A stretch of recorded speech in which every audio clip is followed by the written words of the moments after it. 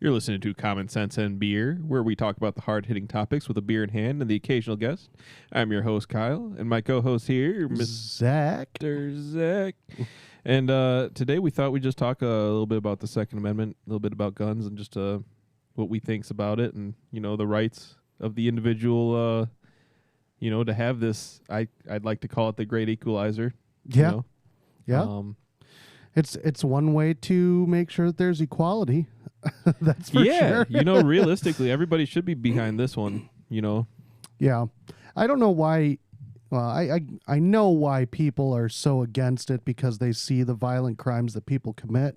Yeah. But at the same time, I guess we'll just hop right into it. At the same time, though, I don't understand where people got the notion that people can't hold other people accountable for their actions. Oh. It's what's the saying that everyone says? People kill people, guns don't, or guns don't kill people kill people. Yeah, I like that one. Yeah, I mean, I don't know about that other one you said. Yeah. I don't like that one. Yeah, guns don't kill people kill people. It doesn't matter what they use to do it, Yep. No. If it wasn't a gun, trust me, it'll be like, they're not allowed to have guns over in the UK, and what do? Like acid attacks. Knives, yeah. A lot of sharp objects getting flailed about over there. And that's not just in the UK. That's a lot of African countries, like the machete, like the South American, like that.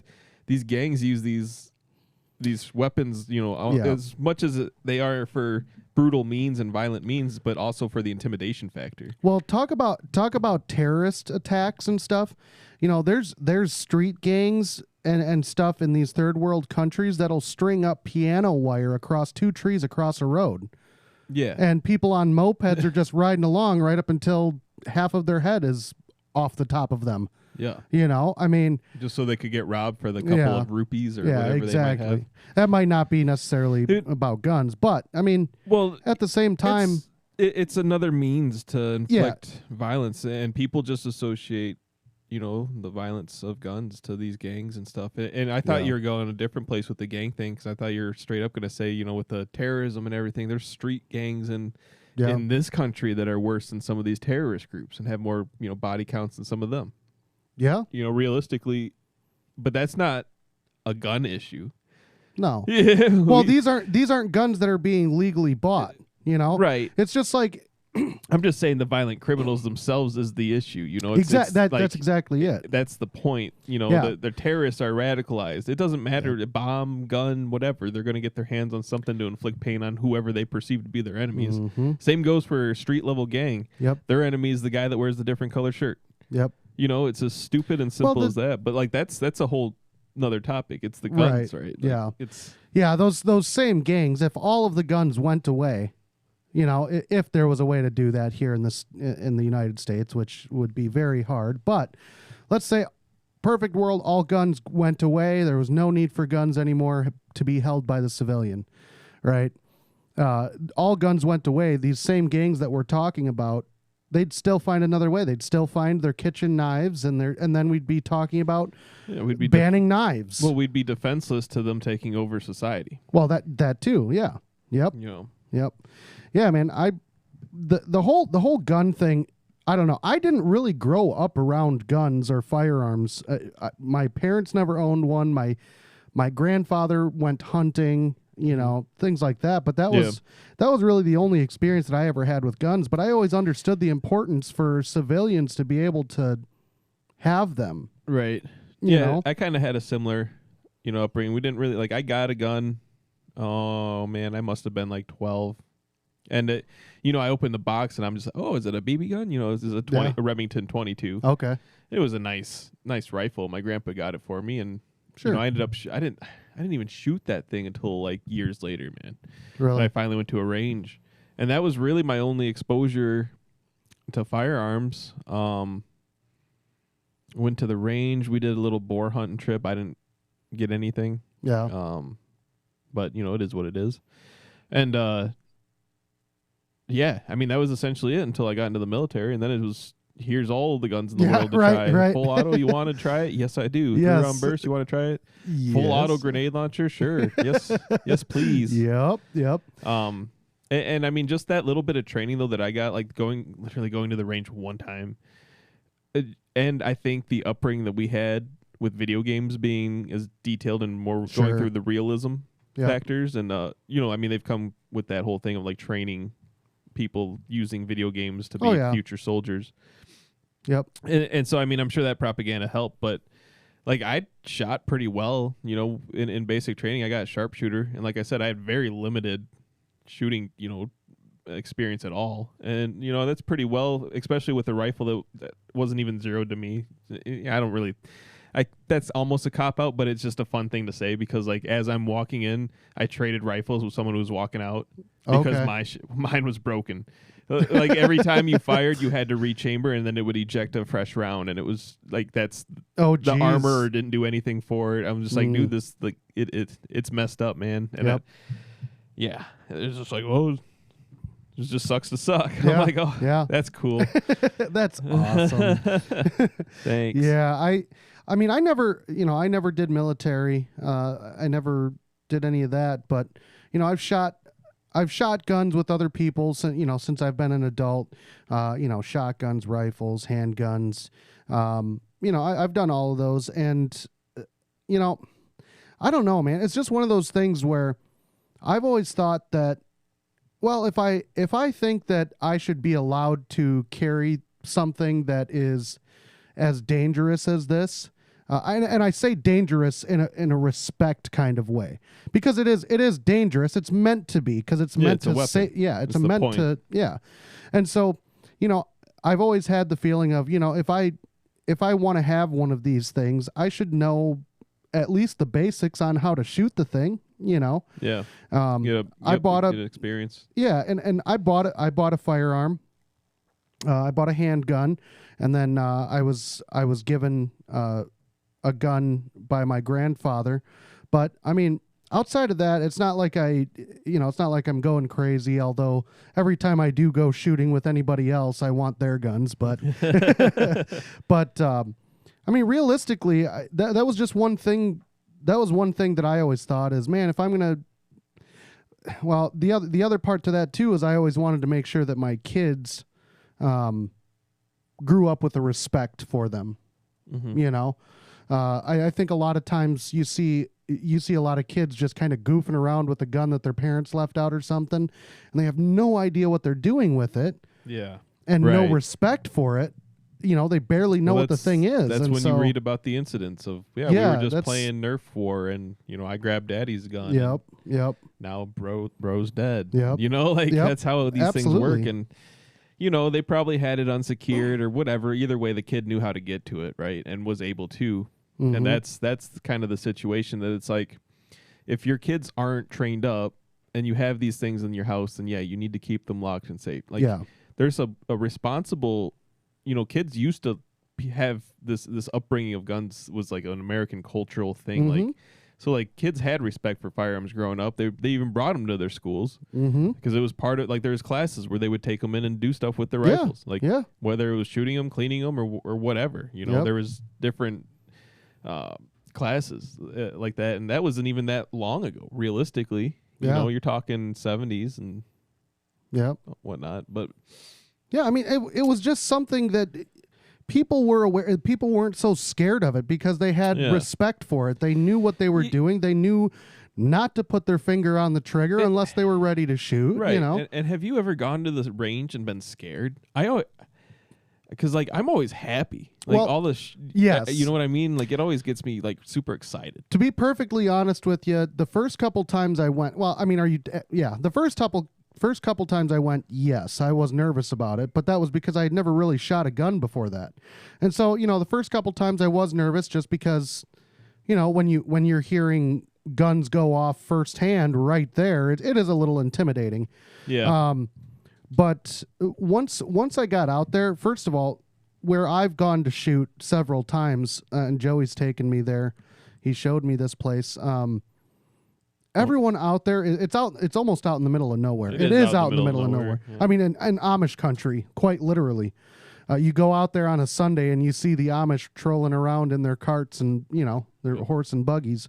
But everyone out there is super respectful. If anyone wants to go downrange to put targets up, there's firearms out of their hands. No one picks it up. Usually everyone else goes out for there. Real good yeah. down there, man. I mean, everybody. And, I get that there's no range officials out there even. So this is just basic respect of firearms that people learned and know. This isn't, a range official out there saying, everybody hold, everybody wait. Right. It's not like that. Everyone has a basic respect for what they're holding in their hands, or, and know when they shouldn't be holding it in their hands. So, I mean, I don't know. I think we benefit more from that as a society than us just telling people, no, don't touch those guns. They're so dangerous. They're bad. They're bad. Yeah. If you teach people respect for them. There's so many options too.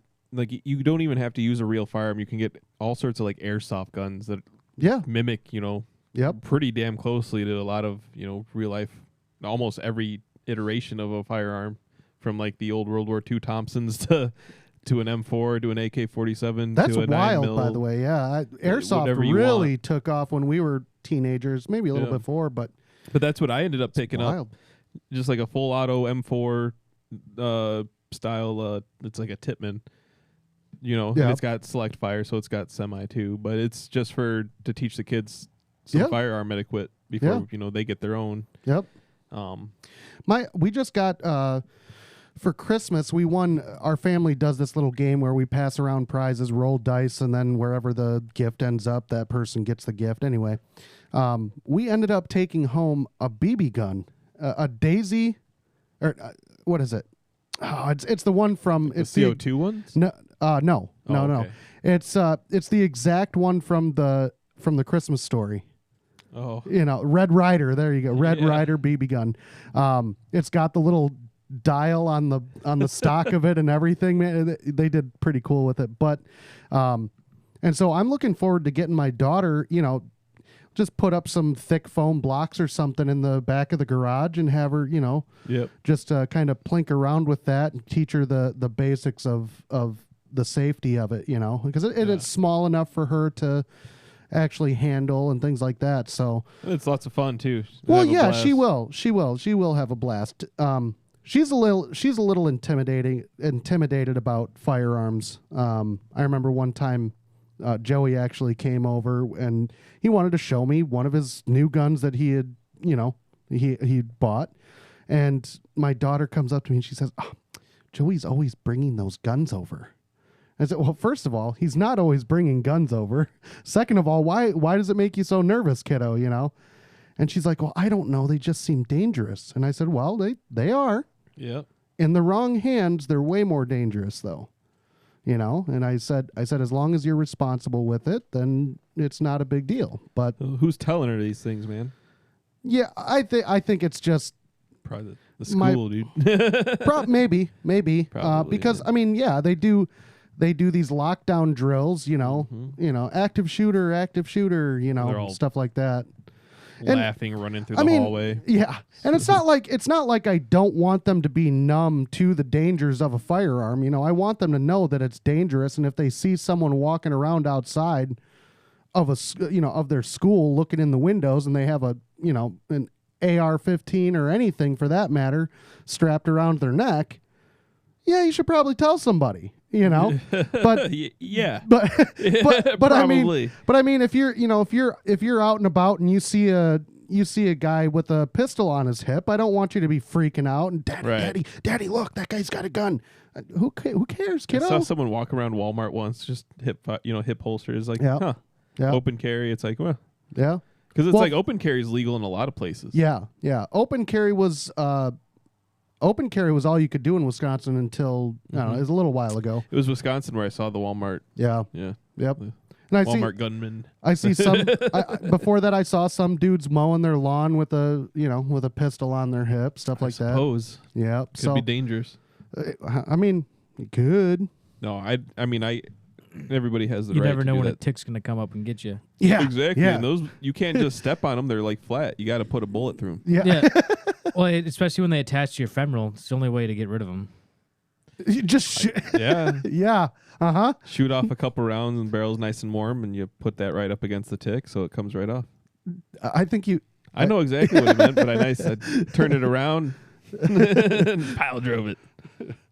What are you doing? Wrong-o. Oh, Wrong-o. got my back.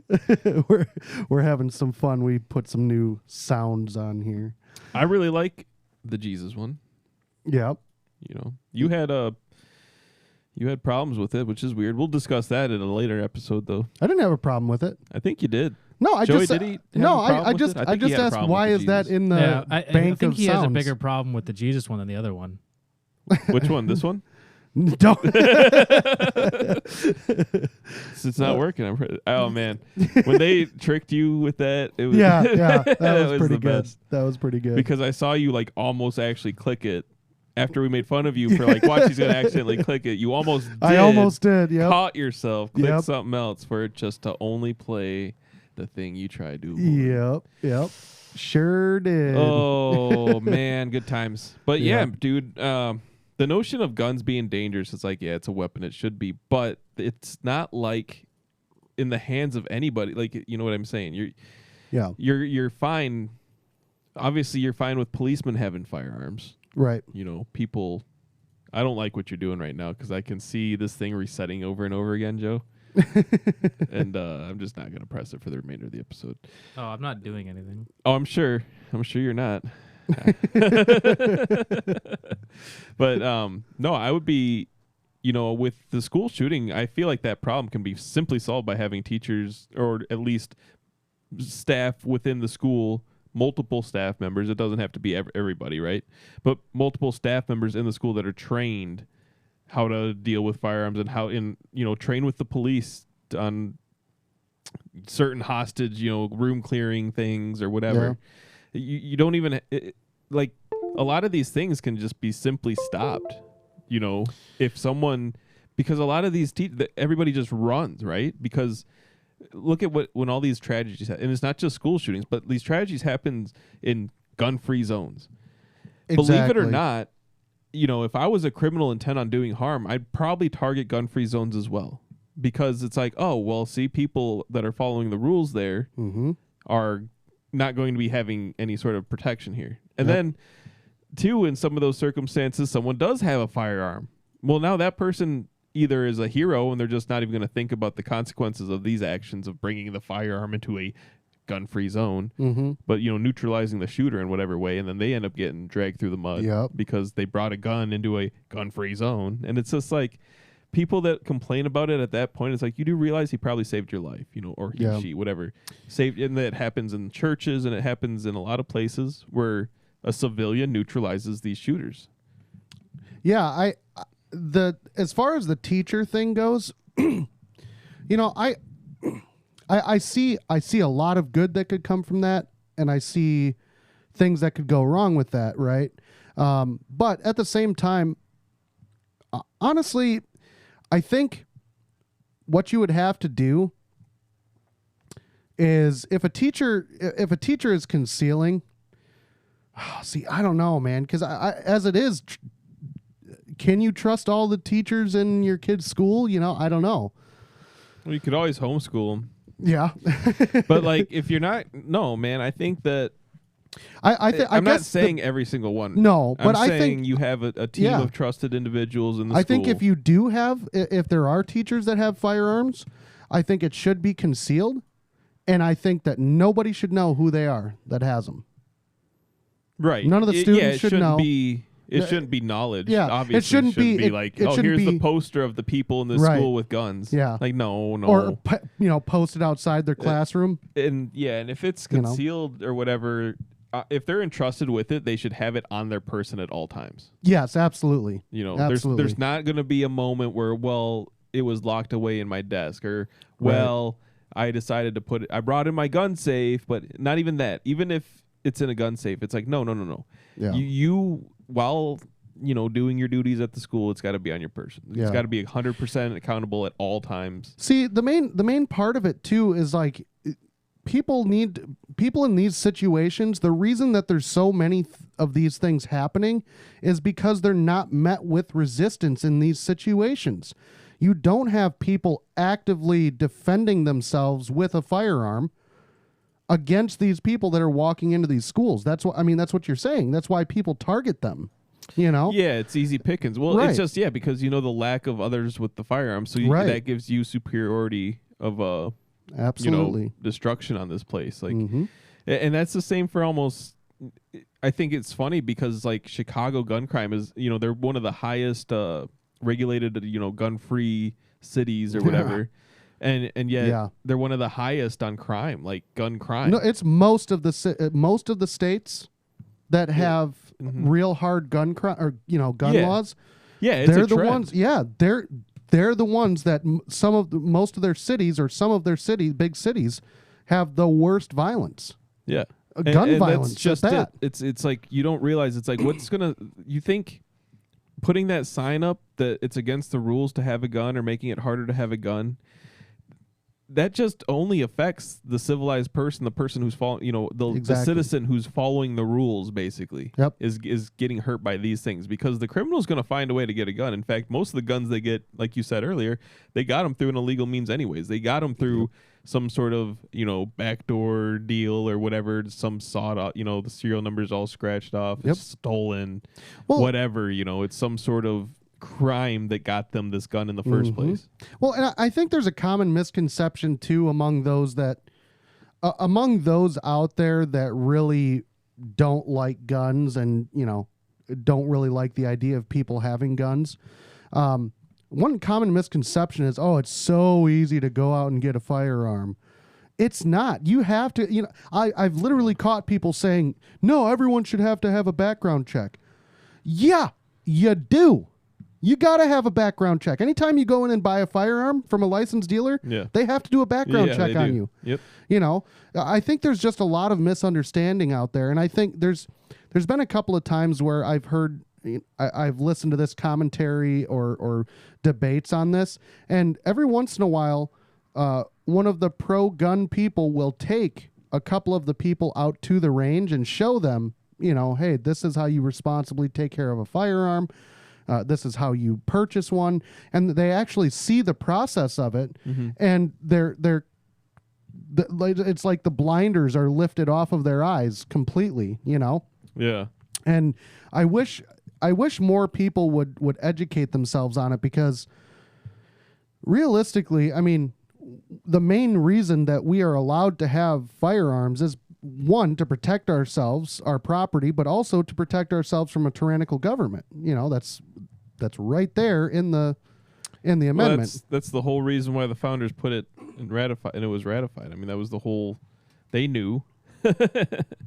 Yeah, and I think anyone has the right to protect their family, if not their property. I mean, am I saying that you should shoot anybody that steps foot on your property? I'm not saying that. You shouldn't just shoot people just because you want to and you can. But I think that everyone has the right to protect themselves and their family. I think put it this way, and maybe we can do this on a different episode.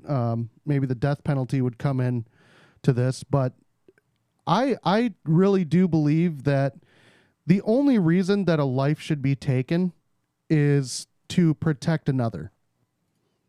Yeah. Okay. As far as, and that kind of fits into, well, let's just stick strictly to guns. I that's what I believe.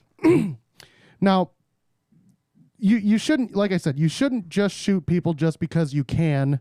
Right. Yeah, that'd be ridiculous. Yeah, even if it's lawful, I don't think you should shoot people just because you can. I think, but realistically, I think guns in general just scare people because of the lethality of them. When in reality, there's tons of other things too that can be just as lethal as a firearm, if not more. You talked about the acid. People can buy any of those chemicals online. People are 3D printing, bombs, guns, all of this stuff. It does. I guess people are going to find a way. Yeah, put it that way. point. You can ban guns all you want, but people will find a way. Period. Yep. Yeah, the acid disfigurement of some of these people is horrendous. They have to live with that for the rest of their life. Yep. And a lot of the time, it kind of seems like the attacks mostly happen to women. I think it's because of the Sharia law thing. Okay. Like it's kind of like, they're a Muslim woman, but they've adapted to the West, type of just kind of like jihadi type attacks, like drive-by attacks and whatnot. But like some of these, like they're really pretty women, and they're just completely. I mean, they look like corpses, like walking corpses after the attack, dude. Yeah, like that's insane. Like some of these, it's terrifying. And third world countries, but a lot of the countries that ban guns. Yep. Well, and the government's not protecting them. Right. Well, the other thing too, and it's an argument made every single time, but I'll keep saying it because I have yet to hear a good argument against it, which is, okay, guns are killing people, so we're going to take the guns away. Cars kill people too. Are we going to take cars away? Well, they do want to. Wow. But cars. I mean, you're driving around a metal death machine. Yeah, drunk drivers kill how many people? I don't know what the comparison is between gun violence and drunk driving fatalities, but I would care to wager that it's probably more than traffic fatalities versus gun violence fatalities. Yeah, maybe. Yeah, I don't know. That'd be interesting to look up, but yeah, the gun stuff's weird too because I don't know how what is it? That's fatalities.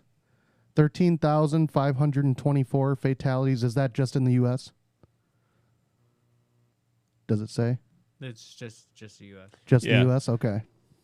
Every day, about 37 people in the U.S. die in drunk driving crashes. Yeah, and then if you looked up in the gun violence fatalities, I'll bet you I'd be willing to bet. Could be off a little bit, but I'd be willing to bet that there's more drunk driving fatalities than there is. You're wrong. Yeah. Really? Yeah. Compared to gun violence fatalities? I think there's more gun violence. There's well, Chicago probably makes up for that. That's what I mean. Like there's breakdowns of gun violence, so where you can look at self-defense. What's considered gun violence is anyone that's killed with a gun, which is 48,000 in the U.S. as of 2023. But if we're talking about people that didn't commit suicide, it's still like 27,000 or 23,000. Okay. Yeah. Either way, I guess the point still stands, though. I think that we're not so quick to end drunk driving by just getting rid of cars. The same should be for guns. I mean, at the end of the day, people kill people. So, and I really wish that there were a lot more people out there that would take the time to learn about firearms, learn the safety behind it, learn the respect for them, because I think we'd have a lot less of this than what we see today. I mean, especially coupled with the social environment that we have right now, all of the angst, all of the anger, all of the just outright hatred towards other people. I think that this is going to continue to be a problem, and it wouldn't matter if it was guns, knives, whatever the weapon is. Oh, okay. So in 2023, 42,000 people died in the U.S. Homicides made up 35% of that, so 15,000. Unintentional was 1,500. Law enforcement involved was 1,400. Mass shootings, 710.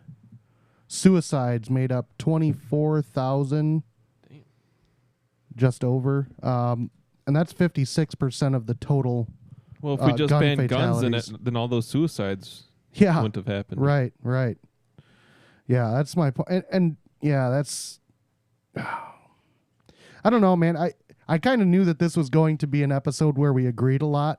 Well, I mean, yeah, because we're both kind of that same live and let live mindset, and a lot of the Second Amendment was like completely grounded in live and let live. Like I believe their foundation or their envision was that like everybody would kind of be walking around packing. Yeah. At some point. Yeah. I would have to think that that's what, because there's areas where it's that whole polite society. An armed society is a polite society, mm-hmm. and it's like that's so true, because if you like look at a lot of criminals in Texas, they're thwarted by the fact that a lot of people in Texas have guns. Yeah. It's kind of like just a well-known thing. You don't just go rob any random place in Texas. Right. Odds are you're probably going to get deaded. Yeah. It's not going to go the way you planned. Yeah, you're probably going to be met with a shotgun barrel in the face. And just that kind of like thing, it's I definitely think that's, part of the whole American dream. Kind of, it's just part of it all. It's nobody's supposed to be better than you. No one's supposed to say that their way is better and that you need to live the way that they want you to live. Like the whole thing is like, no, you live the way you want to live here. You respect everybody, you live and let live. Just it's kind of like a treat everyone the way you want to be treated. Well, and this is a good quote too. Robert A. Heinlein maybe. An armed society is a polite society. Manners are good when one may have to back up his acts with his life. See? Yeah, absolutely. I would agree with that 100%. Yeah. And like, if you really think about it, it's like you go from the one extreme is that where you have to be yourself and you have to like portray a moral person. Otherwise, there's a chance that you'll get killed.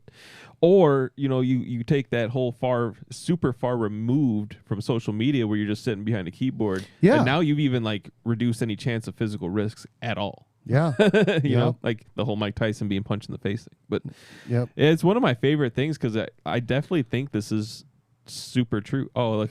It says an RA propaganda line. What's the source? Medium? It's not a source. This is a opinion. Oh, it's an opinion. Okay.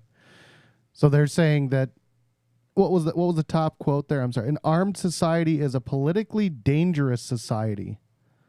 What? That doesn't make any sense to me. Yeah.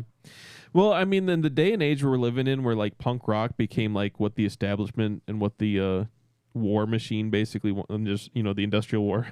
Yeah. The complex is like what's cool now. All this kind of, it makes sense that stuff like that gets written because I don't even think any of those people have a real opinion. They're just on like a side. Yeah. Yeah. That's exactly it. And that's what I was saying when you had to leave for a second. I think that there's a lot of people out there that need to actually, I wish they would go through the process of, okay, what is the process of buying a firearm? Oh, right. Maybe go to a range, spend $50 on ammunition, and go out there with a trainer and go out there and shoot a few rounds through it. It's not something that's crazy intimidating, and it's not hard to understand either. The self-control behind it. Right. Yeah, man, and they're fun. You'll end up having a lot more fun than you would have thought. Yeah, and mind you, I have never shot a living thing. I haven't gone hunting. I haven't done any of that. So I've just shot paper targets, and they're just bullseyes. Yeah, and it's fun. It's fun, dude. I mean, don't get me wrong. I think it'd be fun to shoot tannerite. See it go That's boom. not a living thing either. Yeah, but yeah, I mean, like outside of that, it's fun to go out there. It's fun to have a, it's challenging at first, especially. You have to challenge yourself to learn the right things, learn what to, there's learn a lot the of movements. bad habits to pick up. And so, there's a challenge of going out there and wanting that round to hit right where you want it to hit on the, on the target. So yeah, I just don't. It's been kind of a foreign concept to me all my life, and I still have yet to this day have someone that really makes me question the belief of civilians being able to own firearms, because it just seems like it makes sense for us to be able to protect ourselves against someone else trying to. If someone's trying to kill me, I should be able to kill them, neutralize them. Yeah, I agree. I just what don't. About like felons and people that lose their right to own a firearm in this country right now through those legal measures. What do you think about them? See, that's sticky. I mean, I do think that people, when you commit a felony, because we're talking about felons, right? It's specifically felons, Well, no, right? It's That's what I thought it was. Different states, right? So like different states are different. Like some are like if you convicted a felony with a firearm, if you just convicted a felony, crime of violence or an illegal drug sale in some states. You know, they're all kind of combined. But a misdemeanor involving domestic violence or weapons under federal law is barred from owning firearms. So violent crimes, I guess they could say. See, I don't know. That's where it does get kind of sticky for me, and I guess I haven't really thought about it a ton. But I guess what I will say is, I mean, if you're committing a felony, depending on what it is, if it's an intentional felony, at that point you're realizing, or you should realize, that you are losing that right. Doesn't it add the adage, play stupid games, win stupid prizes? That's kind of what I'm trying to say. At the same time, though, I know people that have done stupid things in their past, and they're genuinely good people, and they're people that I would trust, you know, holding a firearm on them, you know, around me. But again, at the end of the day, you knew that. Yeah, I kind of feel like, because I've gone both ways, where I'm like, you know what? Yeah, I mean, I think they should. I think it should just be a blank. They shouldn't lose their right. But I've also argued kind of what you're saying. It really kind of depends on what they do, and I think that does play into it hugely. Yeah. But yeah, I think I'm more on that side now of, you know, if you've committed whatever crime, you know, deem whatever, if it's violence with a firearm and you committed violence with a firearm, right? Then yeah, maybe that amendment no longer applies to you because you make very questionable choices, and we don't need you running around. You've obviously proven yourself, you know, not responsible. Right. You know. Well, and I think, you know, at that point, people could argue too, you know, if you're going to say, oh, well, it's not okay to pull firearms away from felons, well, then it's not okay to jail them either. It's not okay to imprison them either if that's the case, because, you know, your freedom is a God-given right.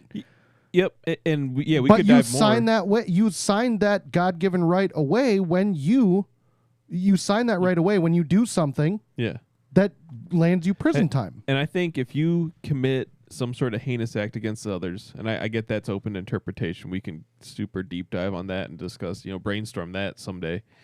But like, yeah, I kind of more of just along that line of like, if you screw up and you've committed some sort of heinous act against a fellow, you know, citizen of this country, or whatever, some sort of really just violent act of inhumane nature, it's like, I don't think you should have any rights. I think, you know, your rights are stripped. Yeah. I think you've pissed away your rights, you know, to have rights. Well, and it falls back on, too, you know, how many times we've got to have a sound for that.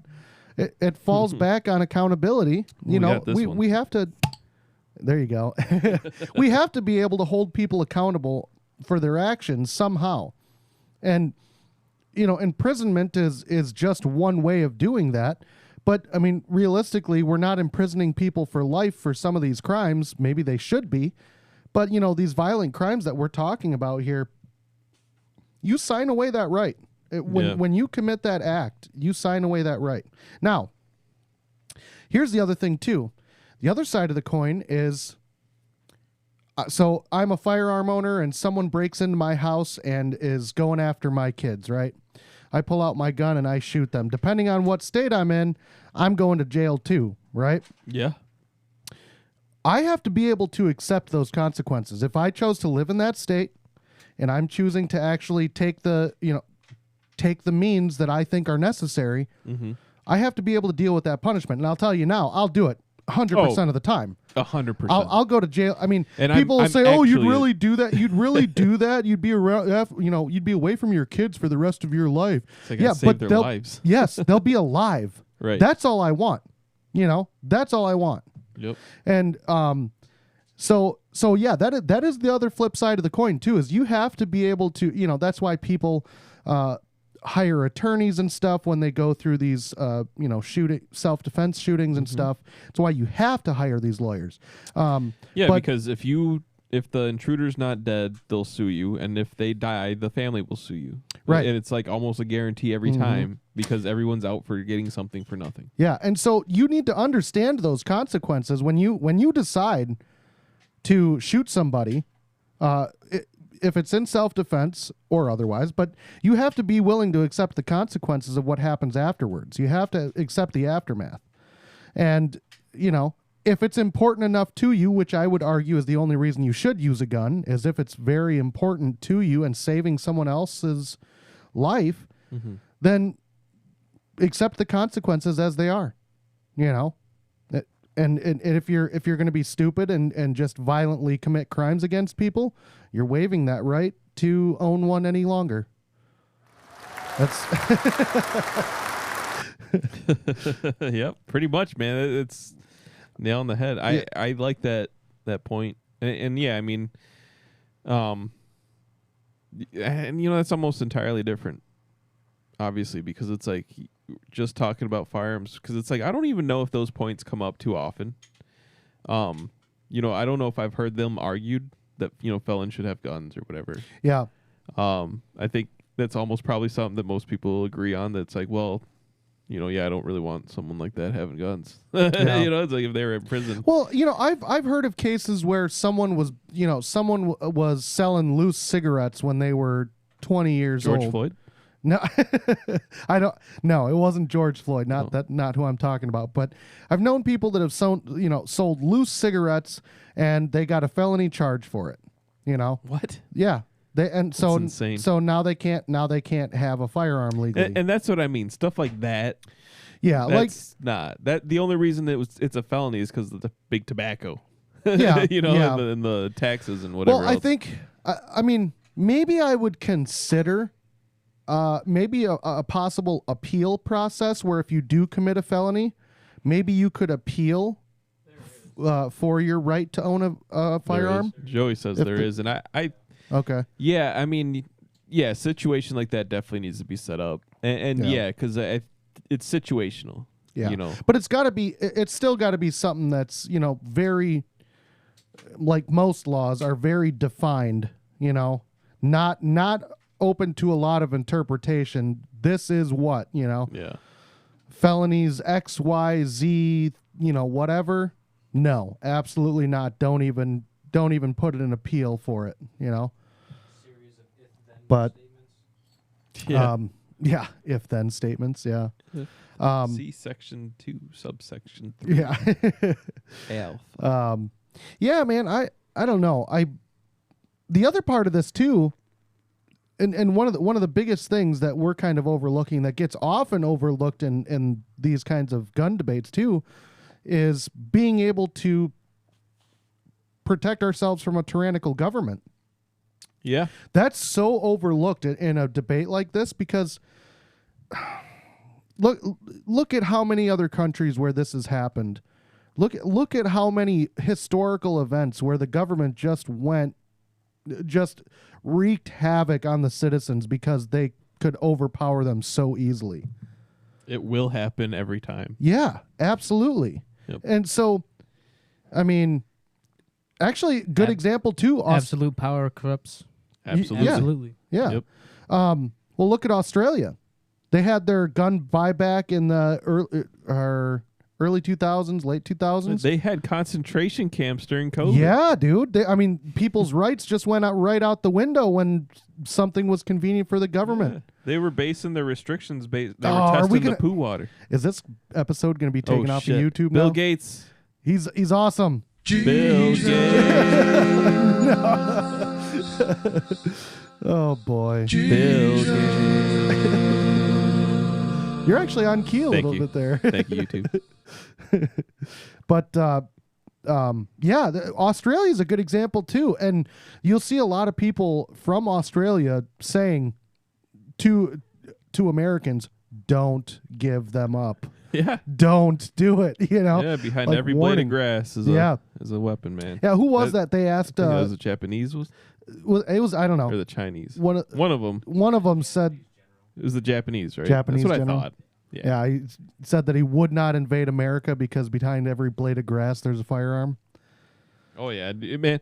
Just like from what I do, like where I'm working right now, like almost with how hilly some of these landscapes and some of these rural areas are, and like the people that just know these lands and these trails better than anything else, it's like you could not get by invading here. It would not go the way anyone thinks it would. Yeah. The only thing they can do is nuke, pretty much every major metropolitan scattered throughout the U.S. That would pretty much do it. Yeah. But, beyond that, I mean, you'd have to do just a full cleanser from Mexico, Canada, and the coast at the same time. And it's going to be hard fought. Yeah. Well, yeah. And that's, and I think I've said it in an episode previously, but I never really realized, why America was so difficult to invade. And then someone brought it up and I realized, we're surrounded by water pretty much, which is a huge advantage, advantage. Absolutely all of these, huge. a lot of these other countries that we're talking about in actively in war right now, they don't have that luxury. They're not surrounded by water. It's just other countries all the way around them, Right. So that's an interesting perk that we have in the U.S. And I think that and the fact that our citizens can own firearms, those are two really big reasons why we don't really get screwed with too often. Dude, a lot of the rights that the Constitution's enshrined are like it's us and like only us that have these things. Like when you look at the UN voting, like it's always like, oh, all these nations voted yes to condemn Nazism. And it's like, well, yeah, we'd like to condemn Nazism, but here in America, we believe in freedom of speech. And if someone wants to believe that Nazis were good people, they have the right to say that. Yeah. No matter how stupid it may be. Right. No matter how stupid they are. No you matter have the how right to wrong exist here. Yeah, like exactly. you can be you here. And we touched on this last time. So I was talking about if you're a communist, go have a commune. You can do that in America with the way it's set up right now. Yep. Sorry, you got to dabble a little bit into capitalism at first, to get your farm. Right. Well, I agree. We agree that that's the way it should be. We're not going to agree with anybody, but we're not the ones to say, well, you're wrong, so you don't get to do what you want to do. Right. I mean, but again, I don't know, man. The whole gun situation and people being so against it, it's like, man, just you don't understand. People don't understand how many responsible gun owners are out there. Yeah. Well, it's just a bunch of clowns, man. It's David Hogg, the survivor of the Parkland shooting. He's just an activist now, and that's all. His whole shtick is the gun thing, and he's just a little socialist, Marxist, anti-gun guy. So here's the thing, right? So him particularly, I don't have much respect for because he's just using buzzwords and things like that, Right. However, I guess I'm not going to say that I'm totally without sympathy of those involved in the mass shootings. I think that if I was involved and lived through a mass shooting, I think I would have a very different outcome or a very different conclusion on the gun debate, right? Because it's something that I'd feel obviously shameful. Well, it's fearful, right? I mean, it's shameful. That's how I feel.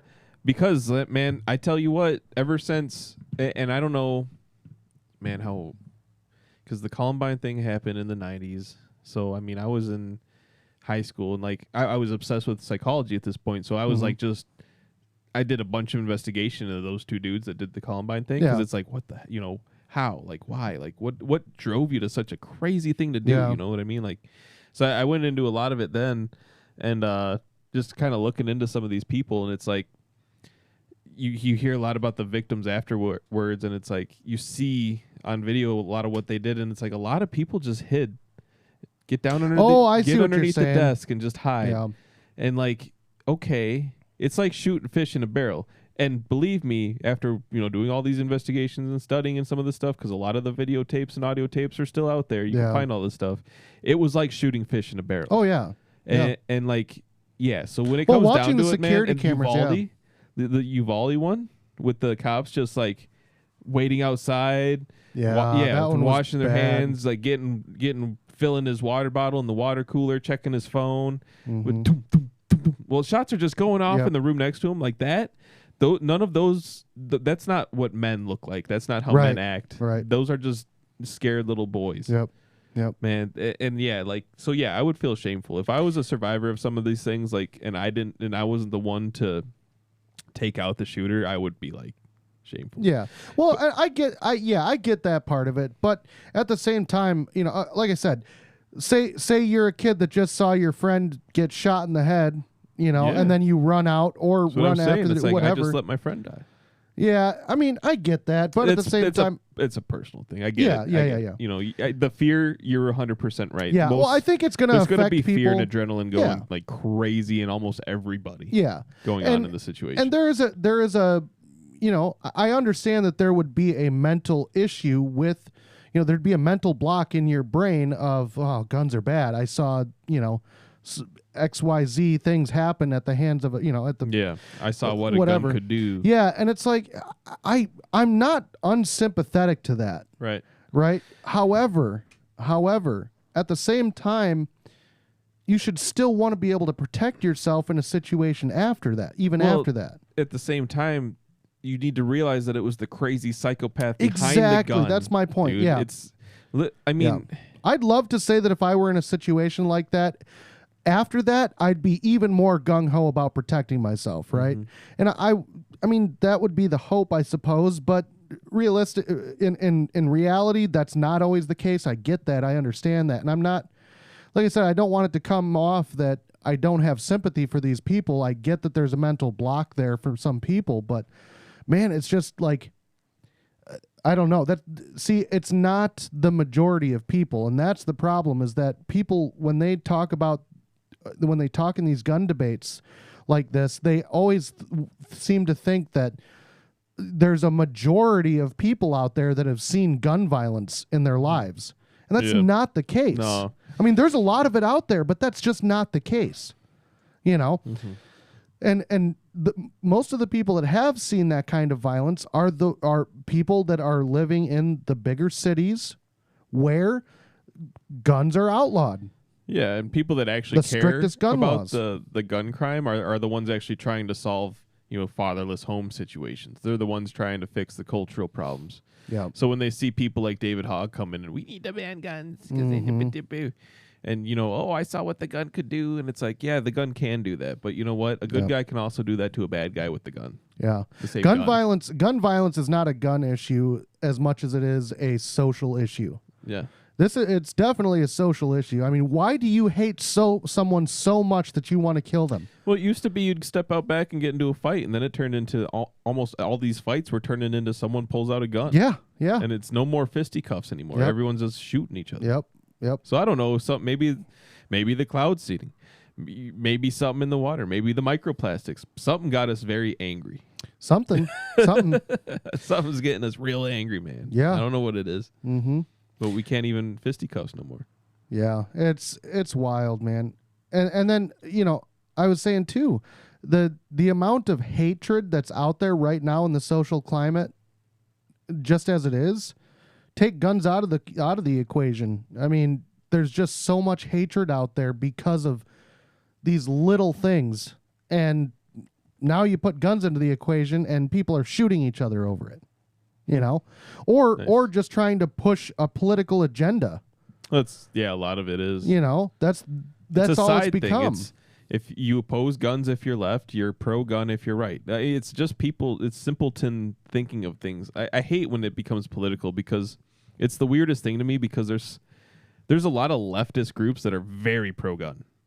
Like libertarian groups, you're going to be more moderate types, but a lot of like libertarians are leftists. Yeah. And they're the most pro-gun people you could think of. Right. So it's like it is a weird thing because it's like the people that don't want you to have guns I said it before. It's the people that want you to live within their worldview, what they deem is right and wrong for everybody. It's liberalism in its like worst form, you know. Mm-hmm. It's just these people that are, man. It's the same people they put a huge tax on soda because it's like, well, drinking sugary beverages gets you fat. So in order to stop fat people, just make it more expensive. It's like, no, now you just have a bunch of broke fat people, dude. Right. That's all you did. Right. Because it's America, and if they want to drink their sugary soda, they're going to drink their sugary soda. You can't stop it through these laws and legislations, you know, what they think they can do it. So, yeah, I think, you know, when it comes down to it, I think it's a simple, you know, Second Amendment's absolute. I mean, I really don't think there should be background checks. You know, I honestly, like, I think it should just be something you can go into the gun store and get. And it's like the, man, I guess the background check would just be mostly towards like that database of like if they've been to if they've like relinquished their rights to have a gun, right? At that point in in this scenario. So, like, say those things were already enacted. That's what the check's for. That's what the background check. Realistically, that's all it is. I mean, they can only check legal records at that point. Is that all it is now? Yeah. But like, what about? I thought they have like all these red flag laws and stuff. Doesn't that put a bunch of marks? And then if you're buying in states that have cannabis that's legal recreationally, doesn't that show up? Aren't there these things now? Yeah, I'm pretty actually, sure they're just adding more things that technically disqualify you in their weird legal route. Yeah, it's not. Actually, I don't think it's going to work in the end, but I think that's what's going on right now. Well, I know. So our neighbors to the south, your fellow men in Illinois. Don't do that to me. I believe you can still have a FOID card because recreational marijuana is still. Or is legal down there now. Yeah, but one of the questions on there is, oh, you know what? It used to be if you had a medical marijuana card, you couldn't get a firearm. Oh, is that how it in worked? Illinois, I believe.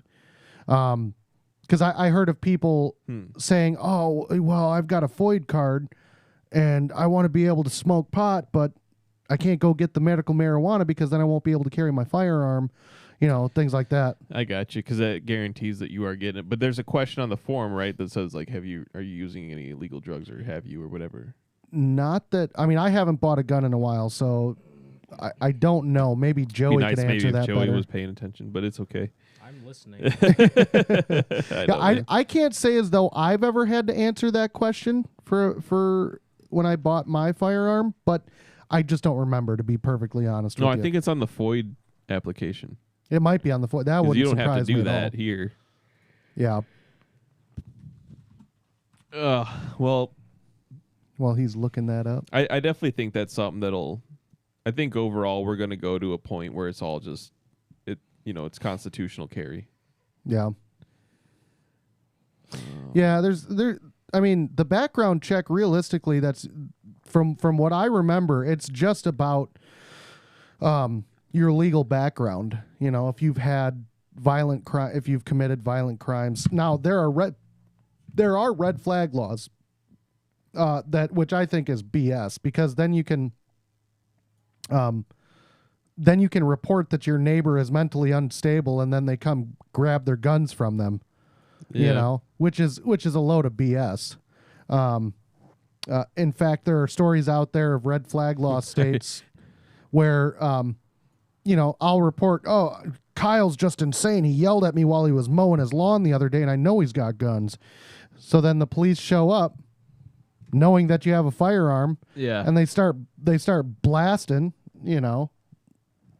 What you got there? So what is this page? This is your form. This is your background. 4473 form. Oh, this is all right. 4473. Are you an unlawful user of or addicted to marijuana or any depressant, stimulant, narcotic drug, or any other controlled substance? And it says, warning, the use or possession of marijuana remains unlawful under federal law, regardless of whether it has been legalized or decriminalized for medicinal or recreational purposes in the state where you reside. So the form 4473 is the form that you fill out if you go to an FFL to purchase a firearm. Okay. So yeah, it does ask you if you're. And yeah. So I mean, what I was thinking is, I think the federal government just rescheduled it. I think it's Schedule 3 now. Really? But I don't think that matters per that verbiage. Yeah. But that's one of those things where I don't think that's really going to matter, anymore. I think that's one of those things that'll end up getting kind of overturned. Yeah. Yeah, I think realistically, if people had the respect like I'm talking about for these firearms, they wouldn't have it anywhere near them when they're drinking, when they're smoking, when they're intoxicated or inebriated in any way.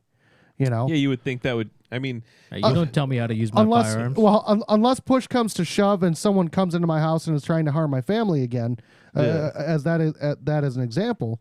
But what I'm saying, I guess, is, we shouldn't be blitzed out of our minds. We've slammed a 30 rack between the two of us, and then we decide, we're gonna go shoot guns at the range. Say that for yourself. Yeah, it's like I'm sorry. I thought this was America. America. I drink beer and shoot guns. I just think it's irresponsible. Is all. Is what I'm saying. And it can be irresponsible. The point also is that if you want to be irresponsible, you face the consequences of your own actions. Right. So I guess that's what I'm saying is that the respect for the firearm itself, that's going to be something that comes with that. Because how many people you like? I saw a video. I remember one where they it was like 3 people in a car all messing around, and the dude's like, "Stop pointing that at me. Stop pointing that at me." I saw that. And she shoots him. And he's just like, "Whoa, okay," and dude's dying, and it's like, and I think they just both booked. Oh, they just booked it out of the car and just ran. They just left, and you're just watching this video of this dude just dying, and you're like, "Oh crap!" Yeah. So irresponsible. You don't respect it. Yep. It's going to bite you. Yep. There's a good chance that it will. It can. It won't always. Yeah. It's going to be that one time that you're being stupid, thinking you're showing off, and it's I think being irresponsible with a gun is what's the most dangerous thing. Yeah, 100%. And I mean, that is seeing some people just wave around firearms and like you hand them a gun and seeing what they'll do with it. It's like, well, how many videos out there have you seen of people waving the gun around at the camera on a live stream or something, and then they shoot through the ceiling or they shoot their floor or whatever, or almost themselves. It's like stuff like that. That is just absolute stupidity. It's just stupidity, is all it is. Sure is. Because if you follow the very basics of firearm safety, that should never happen. Right. I know. Just crazy. Yeah, man. But that being said, we should find another time to go out to the range again. I agree. It's been a while. Just like golfing. We need to go out golfing. We need to go out shooting. Yeah. Both in one day. Why not? Why not? We'll go golfing with guns. That'll be fun. See how far we can shoot the ball. Uh-huh. Yeah. Yep. I'd be walking behind it. Pow, pow, pow. Just popping up in the air. Do they make golf ball rounds for shotguns? No, we'd be destroying golf balls left and right. It'd be fun. Well, what are you drinking today, Kyle? So, to celebrate Cinco de Mayo. Oh, wait. No, that was a while ago.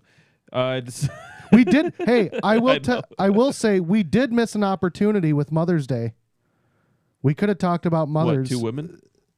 What's that? Oh, no, I'm beer just saying, choices. Well, beer I was choices. Trying to assign, like, what beer are you going to say? No. But 2 women was the funniest one that came to mind. Yeah, that is funny. But no, we missed an opportunity to talk about Mother's Day because it was just this last week. Well, I think that'll be next time then. Oh, they do have. What is that? Can you just Can you attach that to your shotgun? X4 golf ball launcher. It's for your AR. Cannon accessory. Look at that thing, dude. So you can go golfing with your AR-15. You can use it with cans too. And cans. Dude. So what do you get that? Do you just buy blanks and then load them in and? That is look at that. Look at how much fun. Look at that big smile. She is having a blast. Pun intended. Yeah, what is it blanks? Like what? It has to be. I mean, it has to be blanks. Does it? Yeah. Yes. Man. Anyway, I got you off track. What are you drinking? Yeah. All right. So yeah, we're drinking some Dos Equis. I picked it up because I didn't. We had never done this one on. Not yet, and yeah, I've been wanting to say we need to try doing the Tecate special yeah, too that's with right. the beer and the tahine. Yeah, but we'll get that one next time. There's a couple other of these cervezas we need to try. Yeah. So we'll go through those rounds next, I think. Yeah. Yeah, why not? I mean, I know it is summer, so it's going to be a lot of lemony and more shandy type beers too. But that's right. Anyways, the Dos Equis, I don't know how to describe it, man. It's just a good, solid beer. Yeah, it's like a. It's a lager. It's a lager. Yeah. It's a little crisp, not super sweet or anything. No. It's just, but there's really nothing bitter going on. It's just a nice beer. I'd say this is a great beer on a hot day. Yeah. Something right after work. Crack one of these bad boys open. Yep. Well, it's great. It's great. Yeah. Especially in the late afternoon when it's a little bit cooler. It's not. I mean, I would say if it's 95 degrees outside, I'm not reaching for one of these over like a. If it's 95 degrees beer. outside, I'm probably not even reaching for a beer, man. Yeah, fair enough. I mean, unless it's like a Bush Light or something, and then it's just gotta basically be like a carbonated summer water. shandy. I want a lemonade. Yeah, yeah. Basically, but no, Yeah, I get that. This it is definitely solid. good. It's a solid beer. It's a solid beer. I've only had it a few times, so I was kind of looking forward to trying it today, and it is. It's just a. Yeah, I couldn't tell you the last time I had one. Yeah, well, I'm glad I picked it up time. then. Refresh your memory a little bit. Yeah. Yeah, it's solid beer. Solid beer, man. Period. It's your run of the mill lager. Give it a 2x. Yeah, out of 2. 2x. That's what Dos Equis means.